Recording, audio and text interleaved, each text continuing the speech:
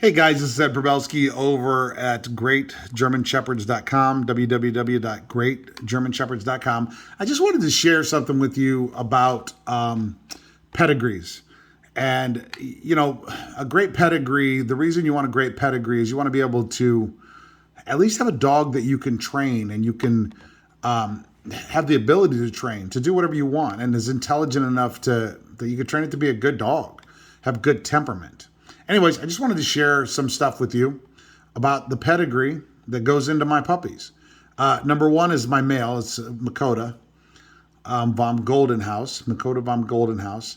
Just want to share with you some stuff about pedigrees in general. So you can find my dog over on pedigreedatabase.com. You can see it up here, pedigreedatabase.com. And that is... and if you look up my dog, here's his name up here, Makota vom Goldenhouse. And I just want to show you what goes into your puppy if you're getting one of my puppies. Number one is dad is a IPO3 Delage Aponte. He's an IPO3 if you're not familiar. And each of these little red initials that you see, IPO3, that's a title that these dogs have earned. So, for instance, let's see. Hi. So just to give you an idea, each of like this is an IPO3. So there's what's called Schutzund, and it's basically the big competition for dogs. IPO1 is the first level, 2 is the second level, 3. So Delage is one of the top. He's in the IPO3. He's one of the top, and he's the father of my dog, of my male. And you look at his dad. Look at this. So IPO3 is the top in the championship. So here, this is the FCI World Championship. This is Delage's dad.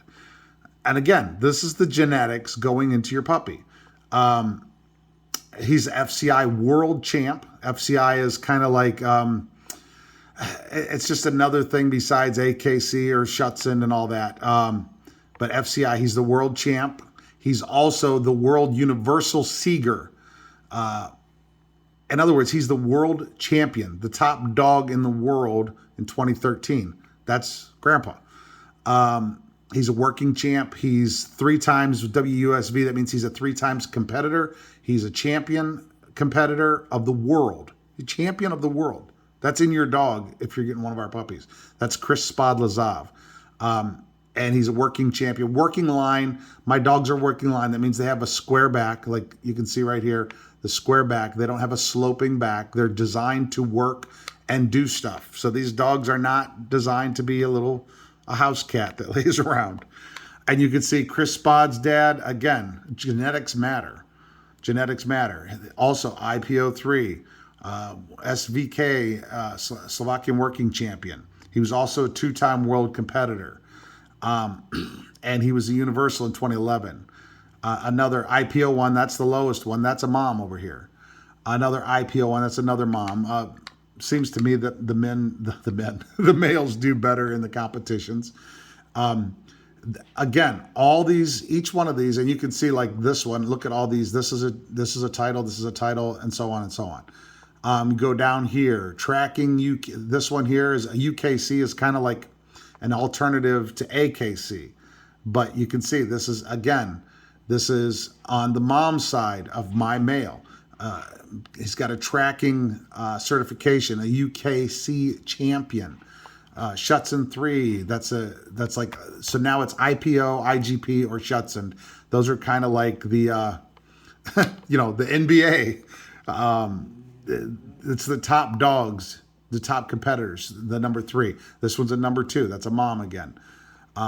Another IPO3, and so on and so on. That's just 3 generations. If you go back, let's see, should I go back another generation for you and just show you? Look, more and more titles. They're just titles throughout. And there's police dogs in here, police canines. There's German canine. There's just, my point is everything is in here. If you want to teach your dog protection to protect you, you've got the genetics here to do it. That's just on the dad side. Now, here's my female. This is Alina. This is her. And this is her dad. Again, these are genetics. So you see BH is just, basic behavior. IGP-1, that's kind of the equivalent of Schutzund. So IGP-1, IGP-2, IGP-3, BSP competitor. And this dog here is a regional champ in Germany. And in my opinion, German dogs seem to Germans are much more strict for their everything. In fact, you're not allowed to breed a dog unless it's titled in Germany. Okay. So, and again, Schutzund 3, IPO 3, IPO 3, and so on and so on. And again, each of these little red initials are titles that these dogs have earned, and they're not small titles. The point is, that's the genetics of the puppies that you're looking at. And here, let me go over here. This is Delage, which is the father of mine. If you look here, look at all these titles. You see them? Titles. IPO 3, Schutzund 3, BSP, IPO 3. Again, you're looking at Slovakian Working Champ, World Universal. This is a World Universal competitor. This is like the top of the NBA. Anyways, if you're comparing it to basketball, these titles and these trained dogs, and mine, I'm training for protection right now. My male is going to be a protection dog. He's getting his BH right now. Everything is, you want to have a dog that you at least have the ability, that at least has the ability to learn how to do stuff, to do the stuff you want. So that's what's going into your puppies. I just wanted to tell you that. Also, my dogs, my male and female, both of them, Makota and Alina, both of them have been genetic tested. There's over 200 genetic markers that a dog can inherit diseases, like degenerative myelopathy. Both male and female would have to have the gene in order for your dog to get it. I was unfortunate enough at one time to have a dog that had degenerative myelopathy. At 8 years old, within 6 months, we had to put him down because it's a spinal disease, and what happens is they start going numb in their toes, then it moves up until they can't control even their bowel movements. And I had one that had that. That means neither of its parents had been genetic tested, even though it was AKC. Neither parents. So I genetic test my dogs. They've been dewormed at 2, 4, 6, 8 weeks. If I have 1 to 12 weeks, they get dewormed again.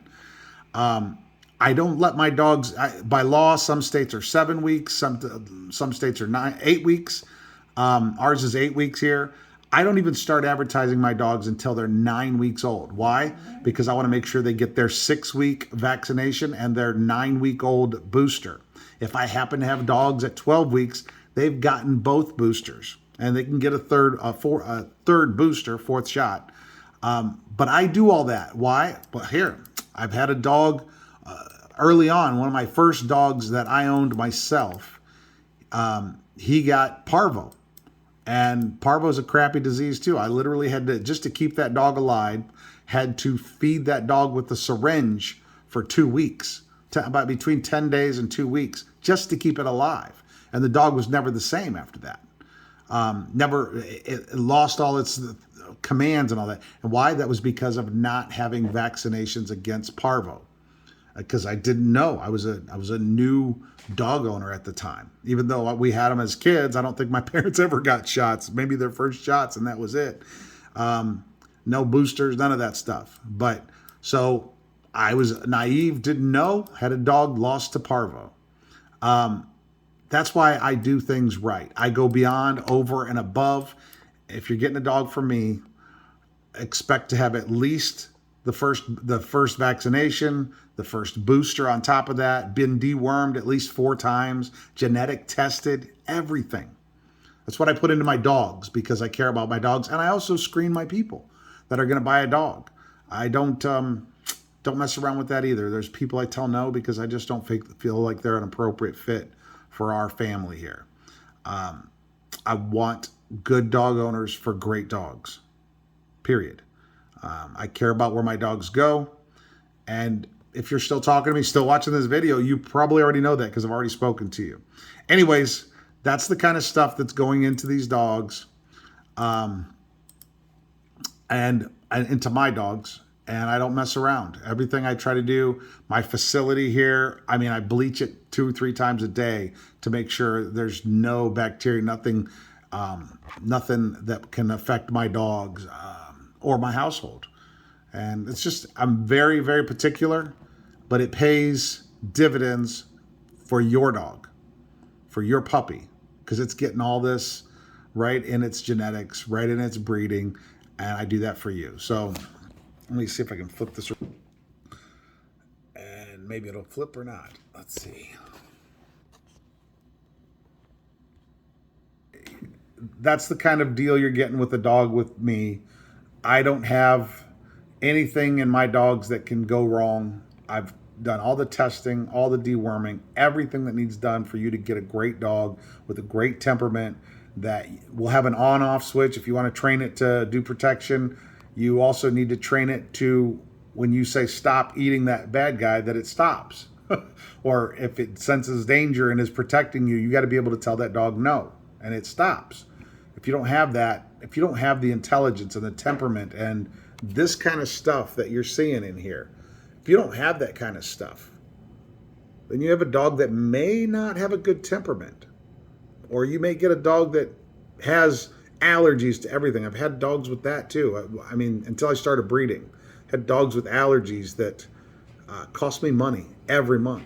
You can either invest in a good dog now, up front, or you can pay for that dog, pay more for it every year.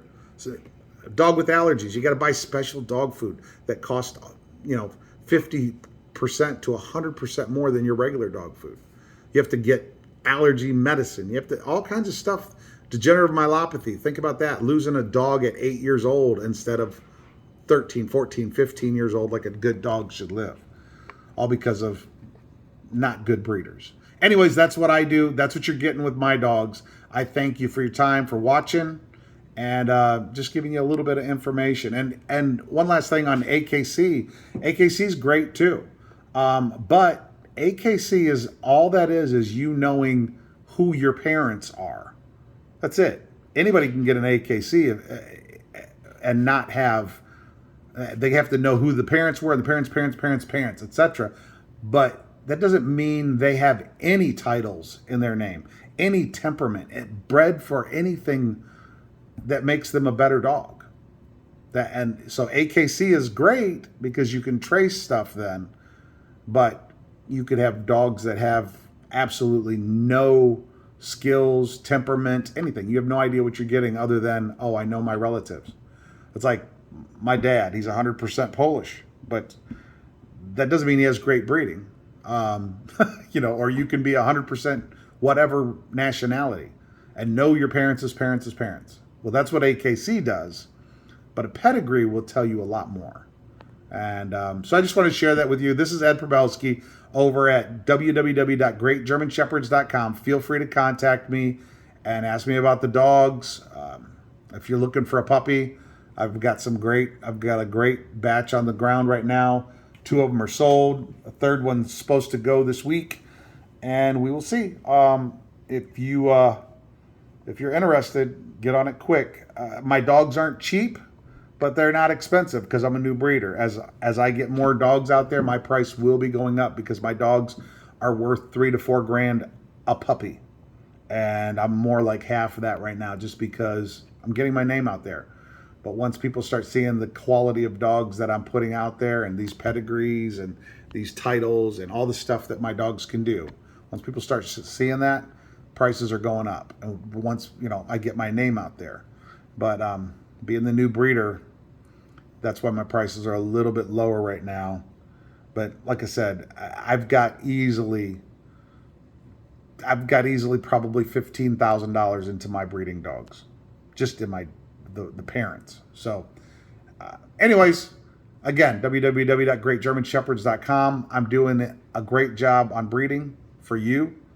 so that you have a great dog that you can brag about and be happy with and love and be able to train to do what you want.